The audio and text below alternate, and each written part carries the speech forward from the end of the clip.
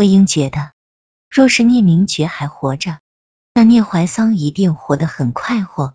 他真的是一个很会生活，也很爱生活的人。他的鸟语林简直就是一个世外桃源。魏婴、蓝湛和百里目在聂怀桑的带领下，遇见落在清河境内的一处山谷之中。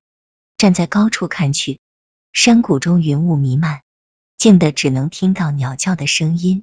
百里目感叹道：哇，这里真幽静，好美的地方啊。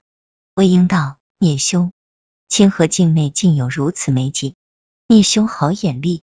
聂怀桑忙摆手道：二位过奖了。之后他有些伤情地说道：魏兄你也知道，我自小就爱那些鸟儿雀的。我父母去世的时候，我大哥才10几岁，我也才几岁。我大哥那时候很忙，经常要外出，他怕我乱跑，就变着法的用各种办法哄我。后来他发现，只要我和那些鸟待在一起，就会比平常老实，他就找来各种各样的鸟送我。魏婴心道，看来聂兄这爱鸟的毛病都是他大哥给惯出来的。想到那年求学时，聂怀桑将鸟揣在身上去上课的情景，魏婴笑着看向蓝湛。蓝湛看了眼魏婴，无奈地摇了摇头。聂怀桑继续说道：这里是我游玩时偶然发现的，有些鸟是不能养在笼子里的，其实人也一样，谁不爱自由呢？这里离不净室不远，我便圈了一块地方，专门用来养鸟。大哥知道后就睁一只眼闭一只眼，只要我不太过分，他便随我去了。魏婴点头道：赤峰尊是个好大哥。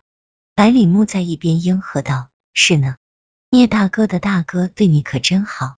说完很是忧郁地看了眼自家师兄。魏婴见了，对蓝湛扑哧一笑。聂怀桑听了百里目的话，心情顿时好了不少。他对百里目使了个眼色，百里目愣了愣，便反应了过来，是呢，他师兄恐怕除了身边那位，这辈子就不会去宠别人。他是甭想从他师兄那里得到什么温暖了。百里目很羡慕魏婴，他10岁时第一次见到他师兄，那时他就是一副冰山脸，对自己有理却很疏离，但无论他每天忙到多晚，都一定要问灵。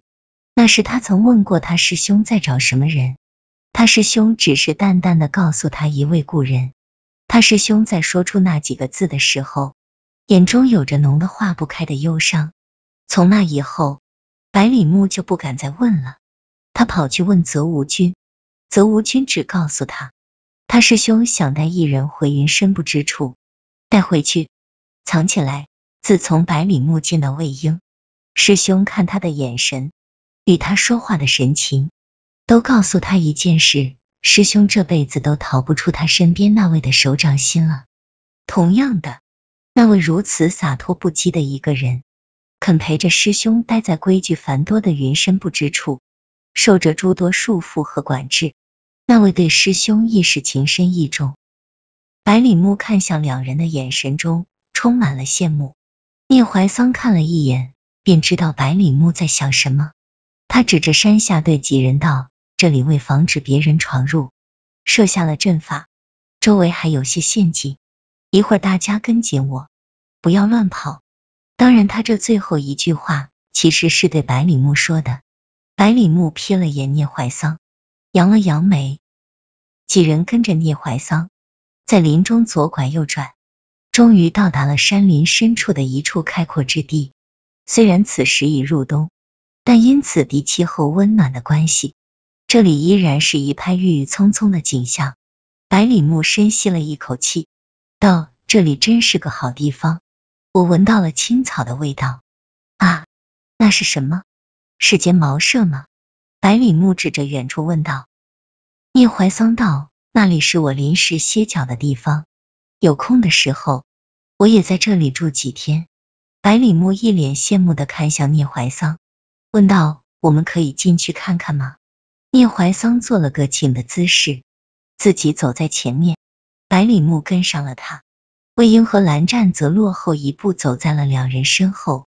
魏婴边走边四处打量，对蓝湛道：蓝湛，这里真是个难得的避世之所。不错不错。蓝湛点点头，你喜欢？魏婴点了点头，又摇了摇头。此地虽好，但若是只有我一人，我可不想待在这里，我害怕。前面的聂怀桑听了，脚下一个踉跄，差点没摔倒。好在百里牧反应极快，扶了他一下。聂怀桑忙道谢。魏婴看了哈哈一笑，道：聂兄要小心啊，这里可是你家地盘，摔倒就不好了。聂怀桑忙对百里牧道：见笑见笑，刚刚实在是被魏兄吓到了。百里牧其实也被魏婴的那句我害怕给惊到了，他回头看了眼自家师兄，见师兄看都没看他们，一双眼睛只围着那位打转，而那位也是此时正可怜兮兮的看着自家师兄，似乎真的很害怕一样。百里牧无奈的叹了口气，告诉自己别看了，少看几眼，省得上火。茅舍四周围了一圈矮矮的篱笆墙，打开外面的小门，里面是一个小院子。院子不大，地面显然被修整过，院中摆着一个躺椅，还有一个木质的秋千，一个简单的木桌，4张简易的木凳子整齐的摆在桌子四周。院子里立着几个1人多高的木桩，每个木桩上面都高矮错落的钉了几个鸟房子，偶尔有不认识的鸟飞过，落在木桩上，盯着几人好奇的打量着。百里牧好奇的指着茅屋道：聂大哥，这屋子里都有什么？能看看吗？聂怀桑笑着道：若姑娘不嫌弃，便请进吧。这是一个极普通的3间茅草屋，进门便是厨房。魏婴看了看，过灶收拾得很干净，除了一个高高的柜子，外面并未摆放任何瓶瓶罐罐。厨房里放着一个大水缸，满满的存了1缸水。另一侧靠墙的位置整齐的码着一堆砍好的木头。厨房两侧分别开了2道门，聂怀桑推开一道门，几人进到了室内。又是间极简单的屋子，室内靠着北墙放着一张床，窗幔和床单都用的深色的粗布。靠窗的位置摆着一个木桌，桌子上摆放着笔墨纸砚和一盏灯盏，桌子两侧放着2个简易的书架，上面摆满了书。魏婴努了努嘴，道：聂兄，这里是你住的地方？聂怀桑点点头道：是啊，魏兄，是我的，这里是我回归本我的地方。百里牧看向聂怀桑的目光中多了几分钦佩。聂大哥这里很好，我很喜欢。聂大哥，我们可不可以在这多待一会儿？聂怀桑被百里牧肯定，很开心，忙说道：自然没有问题，只要几位不嫌我这里简陋，愿意待多久就待多久。魏婴在一边道：蓝湛，不如我们晚上不走了，就在这里过夜，怎么样？聂兄，你这里有没有吃的？蓝湛点了点头。聂怀桑忙道：有，不过要自己动手。你们想吃什么？我来做。百里牧俏皮的问道：有熊掌吗？聂怀桑摇了摇头道：这个真没有啊，要不然换点别的。这林子里的野鸡相当好吃，若是再炖上新鲜的蘑菇，那滋味不比熊掌差。姑娘要不要试试我的手艺？百里牧也不过是开玩笑，听说有野鸡炖蘑菇，当然想尝尝，马上点头道：这个可以。还有别的吗？聂怀桑道：有啊，前面不远的地方有一个瀑布，瀑布下面的水潭中有一种鱼相当的美味，只有我这里有哦。林中还有很多野菜，平日在外面根本吃不到，相当的好吃。百里牧被聂怀桑说的已经忘了，他此行的目的是来讨鸟的了。2个人在那里你一言我一语的研究起晚饭来。魏婴对蓝湛使了个眼色，2人走到书架前，各自抽出本书看了起来。百里牧和聂怀桑2人说了半天，才发现那2人已经坐在那里看了半天的书了。百里牧不好意思的看了眼聂怀桑，聂怀桑忙道：“隔壁，你们要不要参观一下？”魏婴放下书，点头道：“师妹若想看，我们就跟着看看呗。”蓝湛看了眼百里目，百里目道：“想看。”聂怀桑带着几人又推开了另一扇门。这间屋子似乎是间客房，除了床，靠墙的地方从地面到屋顶打满了柜子。聂怀桑拉开自己身边的一扇柜门，指了指里面的东西道：“这里放着粮食，人吃的，还有鸟吃的。”他又拉开另一扇柜门道：“这里是逗鸟还有驯鸟的工具，那边是各种备用的药。”他指着这一面墙上的柜子道：“这间屋子算是个小仓库，未多做停留。”聂怀桑便带着几人去了林中，看百里目心心念念的各种珍品鸟了。这一看可不要紧，百里目发现聂怀桑养的这些珍品，都是他一直心心念念找的。聂怀桑很大方，只要百里目赞扬哪个，他便开口道：“姑娘若喜欢，尽管带走。”结果只魏婴记得的，聂怀桑这话就说了不下几十次。蓝湛先前见百里目见一个就赞一个，已经有些皱眉了，又听到聂怀桑对他赞一个送一个，更是看了百里目好几回。结果平日里极怕蓝湛的百里目，今日也不知怎么了，根本没接收到自家师兄的眼神，一双眼睛已经忙不过来了。魏婴算见识到了百里目和聂怀桑有多爱鸟了。百里目连自家最怕的师兄的脸色都顾不上看了，一直重复一句话：“啊，我喜欢这个。”而聂怀桑则一直笑得像花一样的重复着：“好，你喜欢就带走。”魏婴见蓝湛脸色已经越来越沉，轻轻拽了拽他的袖子，凑到蓝湛耳边道：“他们两个一个喜欢要，一个乐意给，我看两个人都开心的很，且看看再说吧。”听了魏婴的话，蓝湛的脸色才缓和了下来。魏婴这枕边风吹的自然是很硬的，之后百里目在狮子大开口的时候，蓝湛基本就无视了。百里目很开心，弄到手这么多名贵的鸟，师兄都没训他。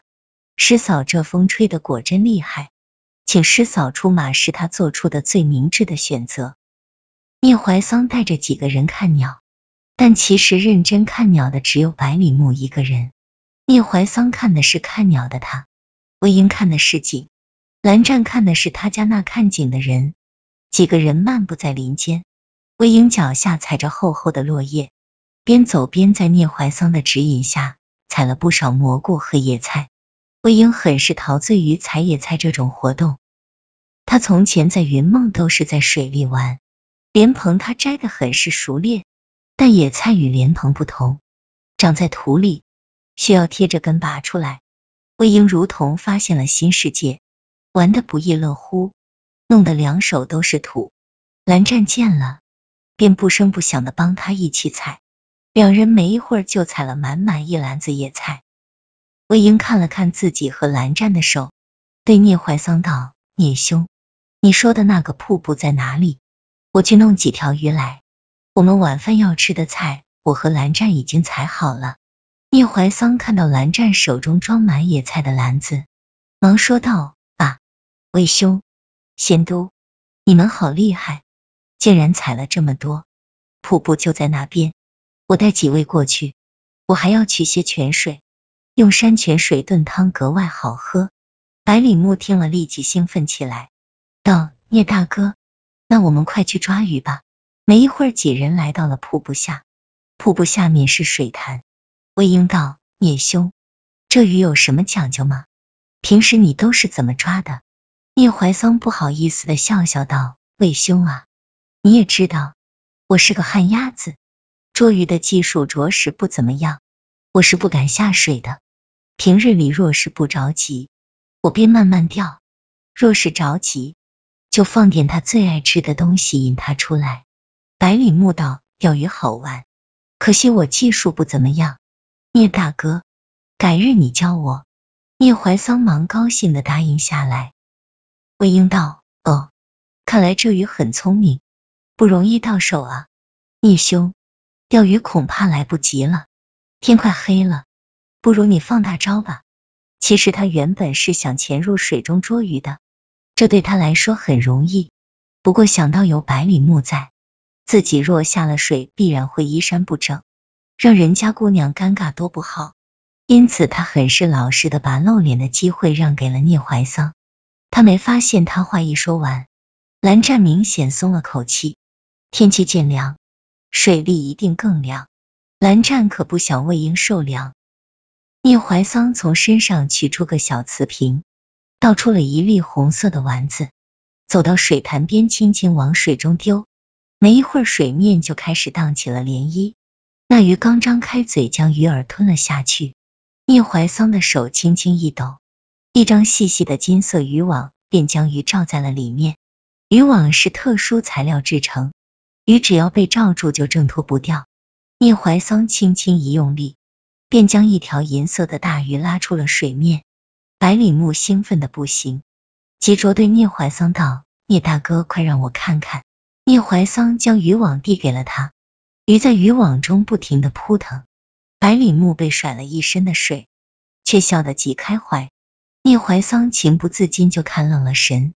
魏婴见了，偷偷给蓝湛递了个眼神。蓝湛见百里木玩的差不多了，出声道：师妹，可以了。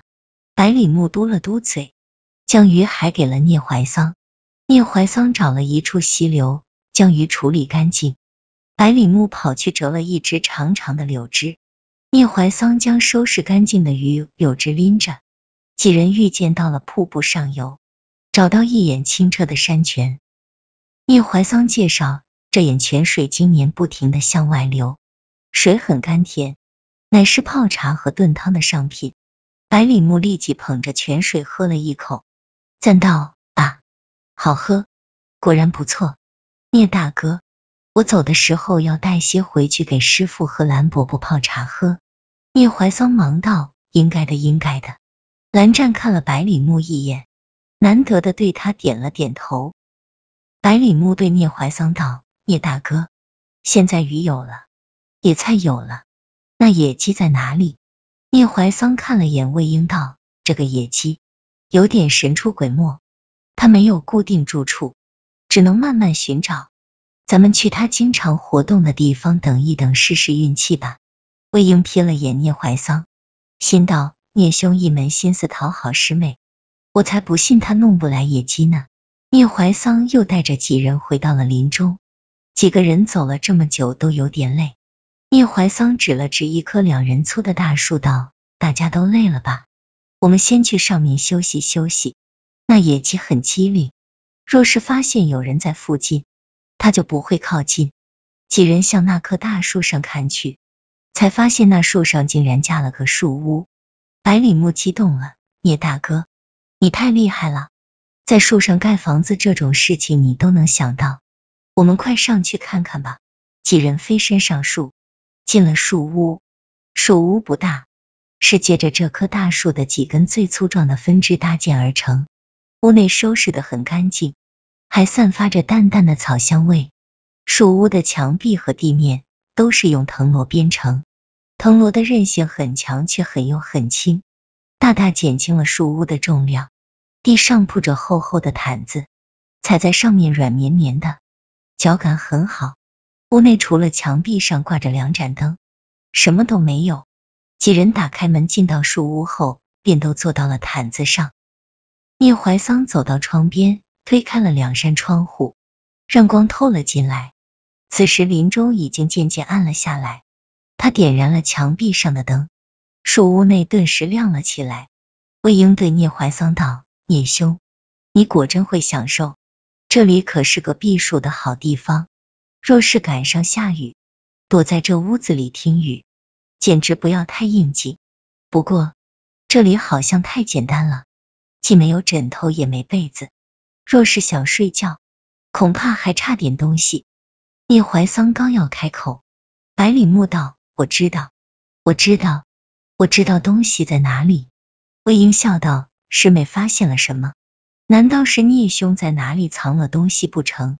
几人都看向百里木，百里木指了指屋顶道：聂大哥，是不是这里面有东西？聂怀桑满脸笑意道，姑娘真聪明。他在墙上按了按，便见到屋顶开始缓缓下降，直到可以伸手够到。聂怀桑推了推，那移动下来的屋顶上竟然打开了一扇小门。他对几人道，树屋宽窄有限，只得把一些物品放到屋顶了。百里木凑过去，好奇地看着屋顶存的东西，边看边赞道，啊，这屋顶可以升降，里面寝具什么的都有。聂怀桑从上面取出一个小袋子，抓出了一把稻谷，走到门口撒到了树下，对几人道，一会儿估计就会有客人来了。魏婴拉着蓝湛等在门口，百里木趴在窗台往下看，果然没一会儿，便有2只野鸡溜达过来。他们先是小心翼翼的四处打量，再试探着吃了几粒稻谷。魏婴手指轻轻一弹，2粒小石子便飞了出去，2只野鸡当时便被击倒在地。魏婴拍了拍手道，晚上的鸡肉有着落了。聂兄，我们现在就回去吧。聂怀桑忙看了看百里木，百里木在树屋里还没玩够，恋恋不舍的不想走。聂怀桑忙道，姑娘要是愿意，随时可以来玩。百里木方才一展笑颜，跟着几人回去了。魏婴拎着2只鸡，边走边对蓝湛道，蓝湛，我饿了，有没有吃的啊？蓝湛从衣袖中取出2只红枣，擦了擦喂给了魏婴。魏婴边吃边赞道，真甜。蓝湛，你从哪里弄来的？蓝湛道，家里带的。魏婴想着蓝湛出门还不忘给自己带吃的，只觉得嘴里的大枣简直比蜜还甜。百里木把2人的举动都看在了眼里，小声嘟囔道，师兄真是偏心，2只枣子都给师嫂吃了，哪怕给我1只小的也好啊。聂怀桑忙安慰道，你若不嫌弃，我这里有芝麻糖。百里木立即高兴起来，还是聂大哥好，我要吃。聂怀桑忙不迭地从荷包里取出几支糖，放到了百里木的手心里。百里木甜甜地对他一笑，聂怀桑又看呆了。几人回到茅屋，聂怀桑张罗着要给野鸡褪毛，魏婴摆了摆手，取出抑制了符咒，直接贴到了2只野鸡身上，又找了一张纸将它包了起来，之后再掀开纸时，2只鸡已经被收拾得干干净净了。百里木和聂怀桑见了，连呼厉害。魏婴摆了摆手道，过奖过奖，不过些微末小计，不足挂齿。聂怀桑凑到魏婴跟前道，魏兄啊，跟你商量点事。魏婴看了他一眼道，说。聂怀桑嘿嘿一笑道，你这符咒能不能送我几张？简直太好用了，有了它我就不用自己动手收拾拔毛了。魏婴答应得很痛快，成。兄弟你开了口，这点小事算什么？百里木在一边听了，也跑了过来，一脸憧憬地看着魏婴。魏婴对百里木道，师妹也想要这符咒。百里木连连点头道，想要想要。师嫂。蓝湛对百里木道，好好说话。百里木自知失言，忙捂了嘴道，师兄，求你了，让师嫂也给我几张符咒吧。你看看我这手，哪里是拔毛的手呢？魏婴被他逗得大笑，对蓝湛眨了眨眼道，蓝湛，给不给师妹，你说的算。